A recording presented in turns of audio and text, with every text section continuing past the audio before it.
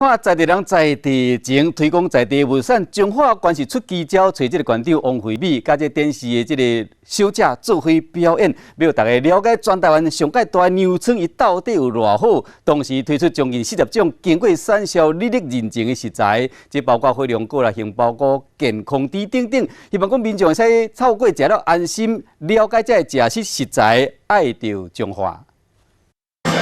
电视小姐提农产品，除了讲表现好仪态以外，嘛好水果、青菜有真高的精品感。说来，这个电视的真特别，是中华馆长王惠美为着推广中华在地特产，亲身上阵。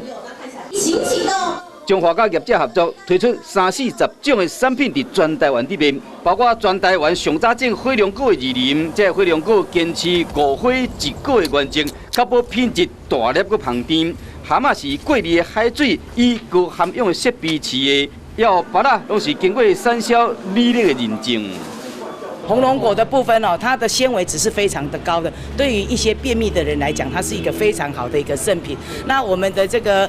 巴拉呢，维他命 C 也很高，那对于一些爱美的、想要减肥的人，也都非常的适合。